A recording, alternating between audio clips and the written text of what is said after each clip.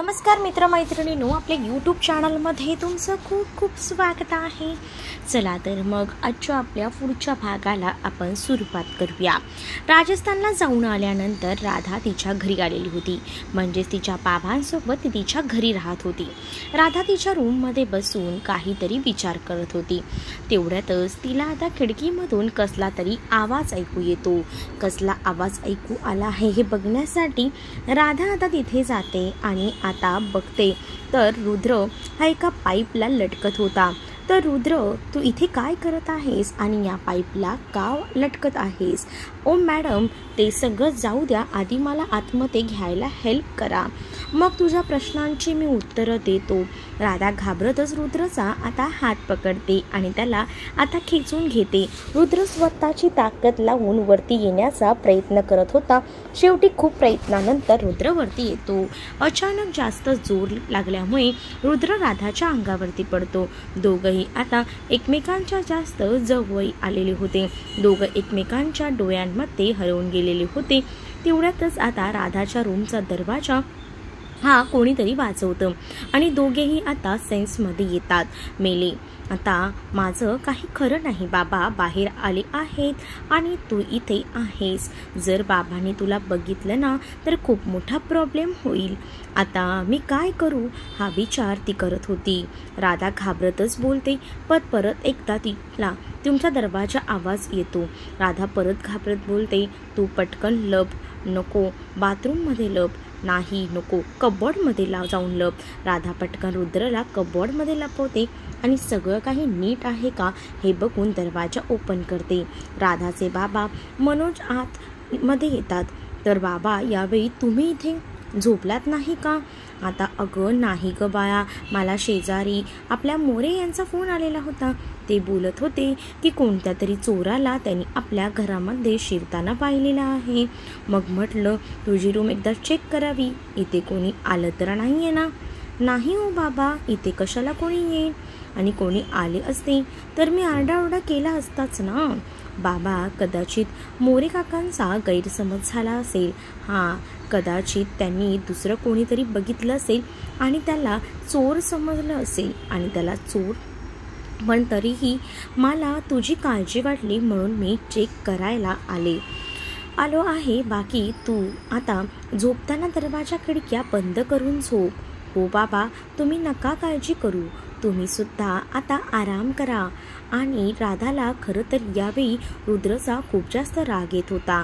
मनोज बाहेर निघून जातो, तर मनोजला बाहेर गेलेलं बघून राधा पटकनच रूमचा दरवाजा बंद करते आणि तिच्या हृदयावरती हात ठेवून एक दीर्घ आता श्वास घेते।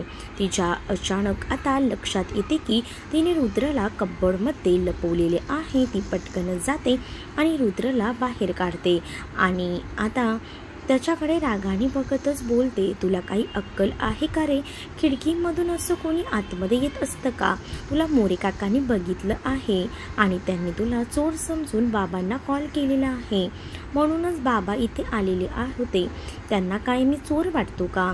रुद्र आता रागातच बोलत असतो। तर आता अरे बेड्या, असं कोणी खिडकीमधून आतमध्ये येत असेल तर नक्कीच चोरच वाटणार ना। हां, मग तुला काय वाटतं, मी तुला भेटायला दरवाजामधून यायला हवं होतं का? जर मी दरवाजामधून आलो असतो तर तुझ्या बाबांनी दरवाजा ओपन केला असता, मग त्यांनी विचारलं असतं की तू इतक्या रात्री आलेला आहेस, मग मी काय म्हटलं असतं, मी तुमच्या मुलीला इतक्या रात्री भेटायला आलेलो आहे। मग त्यांनी काहीच न बोलता मला आतमध्ये घेतलं असतं ना तुझ्या रूममध्ये।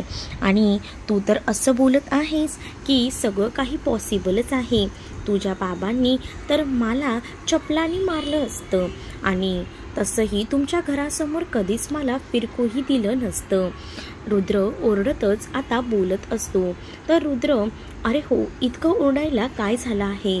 मी फक्त तुला इथून खिडकीमधून का आलास हेच विचारत आहे। आणि मला एक गोष्ट सांग, तुला इतकं महत्त्वाचं काय माझ्याशी बोलायचं होतं म्हणून तू इतक्या रात्री मला भेटायला अशा पद्धतीने रूममध्ये आलायस?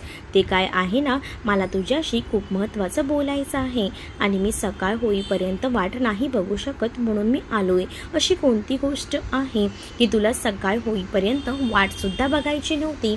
काय झालं आहे? इतकं काय बोलायचं आहे? इतकं रुद्र तिच्या आता बेडवरती बसवतच रुद्र राधाला म्हणतो, राधा ऐक ना, मला खरंच तुझ्याशी खूप जास्त महत्त्वाचं बोलायचं आहे. तू एकदा माझं शांतपणे ऐकून घे आणि मी जे काही बोलेन त्याच्यावरती प्लीज रिॲक्ट न होता थोडासा विचार कर. तुला हवं तेच का? टाईम घे पण आणि माझं महत्त्वाचं म्हणणं, मी जे काही बोलेन ते ऐकून तू ओरडू नकोस. मी परत तुला कधीही त्रास नाही देणार, पण एकदा माझं शेवटचं ऐकून घे. ठीक आहे बोल, राधा बोलते. रुद्र राधाचा हात घेतो आणि हृदयावरती ठेवतो. रुद्रने असं केल्याबरोबर राधाचे हृदयसुद्धा आता एखाद्या बुलेट ट्रेनप्रमाणेच आता पळत होते. तर रुद्र तिच्या डोळ्यांमध्ये बघतच बोलतो, राधा तुला माहिती आहे, जेव्हा मी तुला बघतो ना तेव्हा माझं हृदय जोरात पळत असतं. एखाद्या बुलेट ट्रेनप्रमाणेच ते धावत असतं. हे तुझ्या बाबतीत का होतं मला नाही माहिती, पण तू समोर येतेस तेव्हा मला काय होतं खरंच समजत नाही. कायम तू माझ्यासोबत असावीस असं मला वाटत असतं आणि राहून तुला आता बघून ते एखाद्या फुल स्पीडने पळतच राहतं. रुद्र हे काय बोलत आहेस? अजून माझं बोलणं पूर्ण नाही झालेलं. रुद्र राधाच्या ओठांवरती आता आपले बोट ठेवून बोलतो, राधा मी जेव्हा पहिल्यांदा तुला बघितले तेव्हा मला असं माझं हृदय बाहेर पडतं की काय असंच वाटत होतं. मान्य आहे आतापर्यंत मला खूप साऱ्या गर्लफ्रेंड्स होत्या, पण मी फक्त आता नावाला रिलेशनशिपमध्ये होतो. त्यांच्यासोबत मी कधीच फिजिकल झालो नाही आणि कधीच मी त्यांना हातसुद्धा लावलेला नाही आहे, कारण मला माहिती होतं सगळं काही चुकीचं आहे. पण जेव्हापासून मी तुला बघितलंय ना तेव्हापासून माझ्या मनामध्ये दुसऱ्या कोणत्याच मुलीचा विचारसुद्धा आलेला नाही आहे किंवा मी कधी दुसऱ्या मुलीकडे डोळे वर करून बघितलंसुद्धा नाही आहे. जेव्हापासून मी तुला बघितलंय तेव्हापासून माझ्या मनामध्ये, हृदयामध्ये आणि डोक्यामध्ये फक्त तूच आणि तूच आहेस. याचं कारण माहिती आहे, त्याचं कारण मी तुझ्यावर प्रेम करत आहे. रुद्र तिच्या डोळ्यात बघत बोलतो. रुद्र परत उठून गुडघ्यावरती बसतो आणि त्याच्या पॉकेटमधून एक रिंग बाहेर काढतो. राधाच्या समोर पकडत बोलतो, राधा मी तुझ्यावरती खरंच खूप मनापासून प्रेम करतो. तू माझी लाईफ पार्टनर बनशील का? जर तू माझ्यावरती प्रेम करत नसशील तर काही हरकत नाही, मी तुला कधीच त्रास देणार नाही, कधीच मी तुझ्या मागे देखील फिरणार नाही, तुझ्यापासून कायमचं लांब निघून जाईल. पण जर तू माझ्यावरती प्रेम करत असशील तर अगदी मरेपर्यंत आयुष्यभर मी तुझी साथ देईन. कोणताही प्रॉब्लेम तुझ्या आयुष्यामध्ये येऊ दे, मी कायम तुझ्यासोबत खंबीरपणे उभा राहील. रुद्र मी ही रिंग नाही घेऊ शकत. राधाचे बोलणे ऐकून आता रुद्रचा चेहरा पडलेला होता. तो आता उठून उभा राहतो. त्याला आता काय बोलावे हे काहीच आता समजतच नव्हते. तो खूपच आता नाराज झालेला होता. तो तिथून निघून जाऊ लागतो. तेवढ्यातच राधा रुद्रचा हात पकडते आणि बोलते, 1 मिनिट रुद्र, मी फक्त तुला असं बोललेले की मी ही रिंग नाही घेऊ शकत आता, पण याचा अर्थ असा नाही की मी तुझ्यावरती प्रेम करत नाही करून. आणि राधा हे काय बोलत आहे हे काहीच आता रुद्रला समजलेले नव्हते. नंतर त्याची टूब पेटते आणि राधा नक्की काय बोलत आहे तो राधाकडे बघून थोडंसं आश्चर्याने बोलतो, काय बोललीस तू? राधा रुद्रच्या आता डोळ्यांमध्ये बघतच बोलते, मी तुला असं कधी बोलले की मी तुझ्यावरती प्रेम नाही करत, मी फक्त रिंग घ्यायला नाही बोलले, बस इतकंच. म्हणजे याचा अर्थ तू माझ्यावरती प्रेम करतेस? रुद्र आनंदाने विचारतो. राधा आता होकारार्थी मान डोलावते.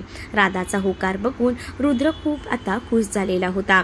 तो आनंदाने राधाला मिठी मारतो. राधा तुला माहिती आहे का, मी खरंच खूप खूप खुश आहे. I love you Radha, I love you really. तुला माहिती आहे राधा, जर तू मला नाही बोलली असतीस ना तर मी लंडनला जाणार होतो. भाई मला कंपनीच्या कामानिमित्त लंडनला पाठवणार होता. मग मीच ठरवलं की इकडे एकदा लंडनला गेले की परत इकडे यायचं नाही, कारण इकडे आलो की मला तुझी आठवण येत राहणार. असं कसं मी तुला जाऊ दिलं असतं? तू जर गेला असतास ना तर माझ्या जगण्याला काहीच अर्थ उरला नसता. रुद्र, मी सुद्धा तुझ्याशिवाय नाही रे जगू शकत. माझा सुद्धा तुझ्यामध्ये जीव अडकलेला आहे. I love you Rudra, I really love you so much. आणि आता इथून पुढे माझ्यापासून लांब जाण्याचा अजिबातच विचार करू नकोस. मी नाही तुझ्याशिवाय राहू शकत. राधाचे बोलणं ऐकून रुद्र राधाचा चेहरा ओंजळीमध्ये पकडतो आणि बोलतो, एवढी मेहनत करून इतकी वाट बघून तू मला आज माझ्या आयुष्यामध्ये मिळाली आहे, मग मी असं कसं तुझ्यापासून आज लांब होईल? आता फक्त तुला माझ्या आयुष्यामध्ये परमनंटली आता बनवायचं आहे. आता मला उद्या जाऊन भाईला सगळं काही सांगावं लागेल आपल्या नात्याबद्दल. तर त्यावर रुद्र, आताच नको, आधी दीदीला ठीक होऊ दे आणि तू सुद्धा तुझं काम करून लंडनहून परत ये. मग तू आल्यानंतर आपण दोघंही जण मिळून दीदी आणि जिजूंना सांगूया. ठीक आहे, मला काही प्रॉब्लेम नाही. आतापर्यंत मी तुझी वाट बघितली, आणखीन थोडं मी वाट बघेन आणि पण तोपर्यंत तुला माझं ऐकावं लागेल. रुद्र आता बोलतो, तर ओ हॅलो, मी तुझं प्रपोजल ॲक्सेप्ट केलं म्हणजे याचा अर्थ असा नाही ना की मी तुझं सगळं काही ऐकेल. मला जे योग्य वाटेल तेच मी करणार आहे. चल आता जा बरं तू, मला झोपू दे. नाही, मी कुठेही जाणार नाहीये, मला इथे झोपायचं आहे तुझ्याजवळ. रुद्र बोलतो आणि बेडवरती आडवा पडतो. रुद्राला असं बेडवरती पडलेलं बघून राधा रुद्राचा हात पकडते आणि बोलते, हे बघ, तू असं काही करू शकत नाही. चल बरं पटकन उठ आणि घरी जा, मला झोपू दे. रुद्र तसाच राधाचा हात पकडतो आता आणि रुद्रला ती खेचून स्वतःच्या अंगावरती घेतो. दोघंही आता एकमेकांच्या जवळ आलेले होते. नाही, मी कुठेही जाणार नाही, मी इथे झोपणार आहे. मला आजचा क्षण तुझ्यासोबत घालवायचा आहे, हा क्षण एन्जॉय करायचा आहे आणि मला इथून कोणीही बाहेर काढू शकत नाही. आणि मला माहिती आहे तुझ्या मनामध्ये सुद्धा हेच आहे. नाही, हा तुझा चुकीचा गैरसमज आहे आणि मला असं काही वाटत नाहीये. चल जा बरं तुझ्या घरी. आणि रुद्र पटकन आता राधाला बेडवरती पाडतो आणि तो तिच्या अंगावरती येतो. ठीक आहे, मग मी प्रूफ करून दाखवेल की तुला सुद्धा हेच हवं आहे, तर मग मी इथे राहणार. मान्य आहे का तुला? नाही, मला हे काहीच मान्य नाही. मी तुला प्रूफ करून दाखवतो ना, तुझ्या सुद्धा मनामध्ये हेच आहे. हे मी प्रूफ करतो आणि ते माझ्यासाठी खूप जास्त सोपं आहे. रुद्र बोलतच हळूहळू राधाच्या जवळ येत होता. रुद्रला असं जवळ येताना बघून राधाचे हृदय जोरजोरात धडधड करत होते. त्याचा आवाज आता रुद्रला सुद्धा ऐकू येत होता. हळूहळू रुद्र राधाच्या ओठांजवळ येऊ लागतो आणि राधा घट्ट डोळे मिटून घेते. हळूच रुद्र राधाच्या ओठांवरती ओठ टेकवतो आणि तिला किस करू लागतो. आधी दोघेही जण एकमेकांना आता सॉफ्ट किस करतात आणि हळूहळू ते दोघंही डीप किस करू लागतात. आता दोघं एकमेकांमध्ये हरवून गेलेले होते. 15 ते आता 20 मिनिटं आता ते दोघंही एकमेकांना किस करत होते. काही वेळाने राधाला श्वास घ्यायला खूप जास्त त्रास होतो. तेव्हा रुद्र तिच्यापासून बाजूला होतो आणि तिच्याकडे आता बघतच बोलतो, मग मॅडम सांगा, मगाशी तर तुम्ही मला तुमच्या आता रूमच्या बाहेर पाठवतच होतात ना, आणि आता स्वतःहूनच मला किस सुद्धा करू लागल्यात. मला काहीच बोललात नाही, याचाच अर्थ तुझी सुद्धा इच्छा आहे की मी थांबावं. रुद्रचं बोलणं ऐकून राधा आता लाजू लागते. तिची नजर खालीच होती. ओके, मी जातो, रुद्र बोलतो. रुद्रला जाताना बघून राधा पटकन रुद्रचा हात पकडते आणि राधाला मिठी मारतो. रुद्र खुश होऊन राधाला मिठीत घेतो आणि तिच्या डोक्यावरून प्रेमाने हात फिरवू लागतो. दोघेही असंच एकमेकांच्या मिठीमध्ये झोपलेले होते. तर इकडे तनू गार्डनमध्ये बसलेली होती. तिच्या डोळ्यांमध्ये आता पाणी होते. ती वरती बघत होती आणि देवाला म्हणत होती, का रे देवा, तू माझ्यासोबत असा का वागत आहेस आणि का तू असं मला कोणत्या गोष्टीची शिक्षा देत आहेस? काय चुकलं आहे नक्की माझं? तेवढ्यातच तनूच्या शोल्डरवरती कोणीतरी हात ठेवतं. त्यामुळे तनू खूप जास्त घाबरलेली होती. ती घाबरतच पाठीमागे वळून बघते तर पाठीमागे अमन उभा होता. अमनला तिथं आलेलं बघून तनू स्वतःला नॉर्मल करण्याचा प्रयत्न करत असते. त्याला समजू नये असं ती पटकन तिचे डोळे पुसते आणि बोलते, तू इथे काय करत आहेस? का मी इथे येऊ शकत नाही का? आणि मला सांग, तू ठीक आहेस ना? काही प्रॉब्लेम आहे का? नाही, काही नाही, मी तर ठीक आहे. मग तू रडत का होतीस? माझ्या लाईफमध्ये सगळ्या काही गोष्टी आता तुम्हाला सांगणं मला महत्त्वाचं वाटत नाही आहे. माझी पर्सनल लाईफ आहे आणि मी माझ्या पर्सनल लाईफमधल्या कोणत्याही गोष्टी कोणालाही शेअर करत नाही. तनूचं बोलणं ऐकून अमनला खूप जास्त राग आलेला होता. तरीसुद्धा तो स्वतःला शांत करण्याचा प्रयत्न करतो. ओके, तुझी इच्छा, मी तुला कोणत्याही बाबतीत फोर्स करणार नाही. तू फक्त मला रडताना दिसलीस आणि मला माणुसकीच्या नात्याने मी फक्त तुला काही प्रॉब्लेम झाला आहे हेच विचारलं, पण तुला का नाही ना सांगायचं. Okay, no problem. आणि मला सुद्धा हौस नाही आहे कोणाच्याही पर्सनल लाईफमध्ये घुसण्याची, अंडरस्टँड. अमन रागातच बोलतो आणि आता तिथून निघून जातो.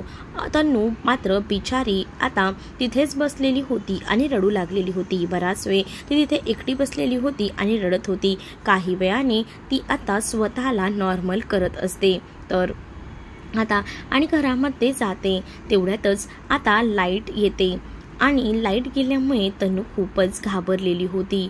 एकतर आता इकडे तनू अंधाराला खूप घाबरत होती. लाईट गेल्यामुळे ती खूप जास्त आता पॅनिक झालेली होती. कोणी आहे का? प्लीज बघा ना, लाईट का गेलेली आहे? तनू घाबरतच बोलते. ते पण कोणी काहीच उत्तर देत नाही. पण तनूला आता मात्र काय करावं हे समजत नव्हतं. ती तशीच अंधारात शोधत शोधत सोफ्यावर येऊन बसते. पण तिची भीती मात्र माझं काही कमी होत नव्हती. भीतीने ती थरथरत होती. तेवढ्यातच तिच्या शोल्डरवरती कोणीतरी हात ठेवतं. तनू घाबरूनच आता उठून आता उभी राहते. समोर एक व्यक्ती उभी होती. ती म्हणजेच अमन. म्हणत होता तनूला अमनचा चेहरा दिसत नव्हता, पण अमनचा उभा आहे हे मात्र तिला आता चांगलंच दिसलेलं होतं. तर हे आता नक्की पुढे काय होतं हे पाहणं खूपच इंटरेस्टिंग असणार आहे. तुम्ही जर आपल्या चॅनलवर नवीन असाल तर आपल्या चॅनलला नक्कीच